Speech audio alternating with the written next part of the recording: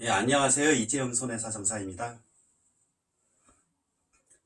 저는 여러분들에게 교통사고 핵심 사례 50선을 통하여 일상에서 발생할 수 있는 다양한 교통사고 사례에 대하여 강의하고 있는데요. 오늘은 교통사고가 발생할 경우 발생하는 법률 문제에 대하여 이야기해보고자 합니다.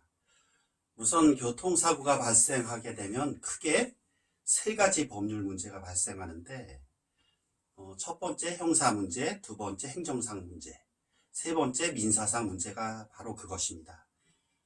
이 중에서 행정상 문제는 제일 가볍고 가장 중요한 것이 형사문제, 민사문제라 할 수 있겠죠.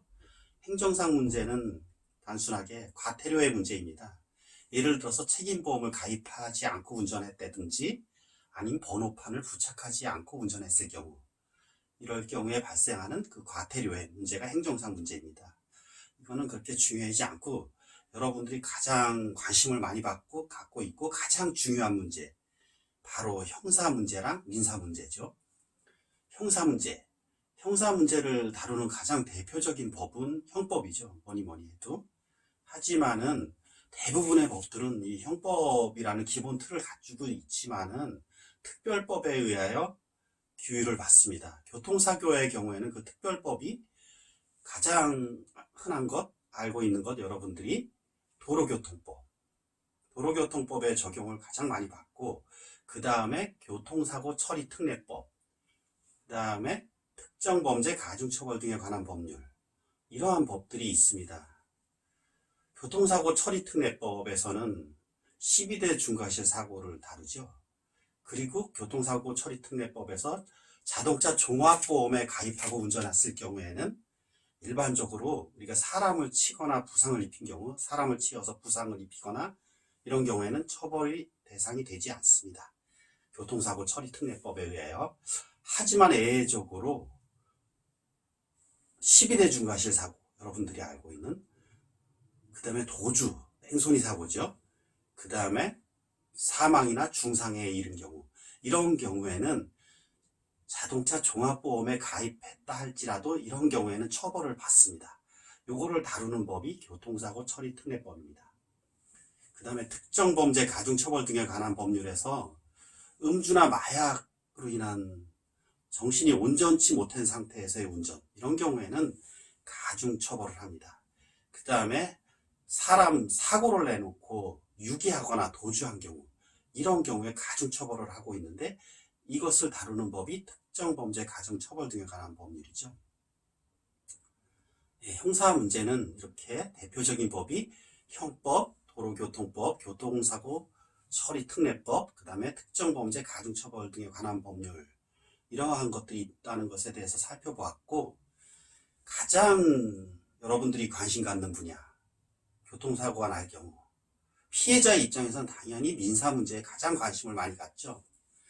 우리 민사 문제를 다루는 가장 대표적인 법은 민법입니다.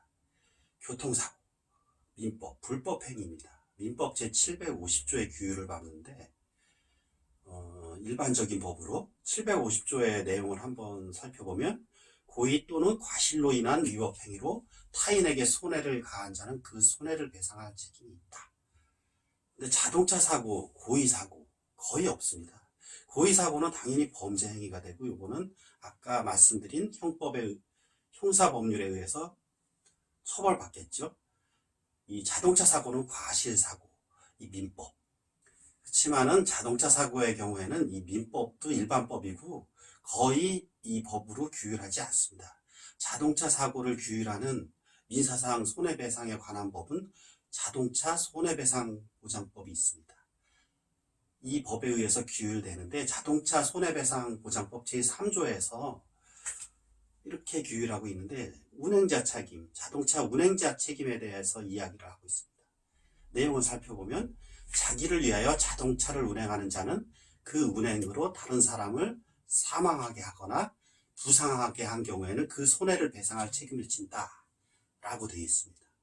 그래서 운행이라는 말이 등장했는데, 운행이라는 말은 우리 운전이라는 말보다 훨씬 더 넓은 개념입니다.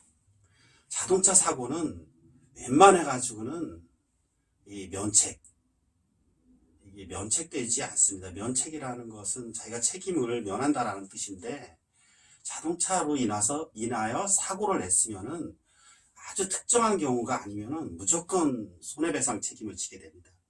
그 특정한 경우는 자동차 사고, 승객이 사고 난 경우인가, 아니면은 승객이 아닌 자, 즉 도로에 있는 차 밖에 있는 사람을 사고 낸 경우인가에 따라서 다른데, 예외적으로 다음과 같은 사항을 입증하게 되면 자동차 사고에서도 면책이 될 수 있는데 거의 없습니다. 자동차 사고는 무과실 책임이라고 봐도 과언이 아닌데, 어쨌든 내용을 살펴보면 승객이 사고 난 경우, 승객의 고의나 자살 행위로 사망하거나 부상한 경우, 이거를 운전수가 입증해야 됩니다. 상당히 입증이 이것도 어렵겠죠.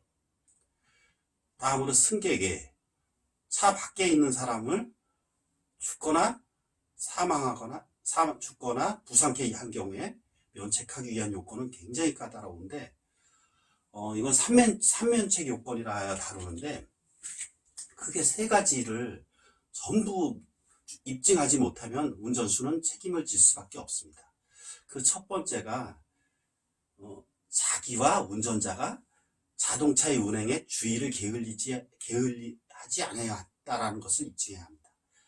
두 번째로 피해자 또는 자기 및 운전자 이외의 제3자가 고의 또는 과실이 있다라는 것을 입증해야 합니다.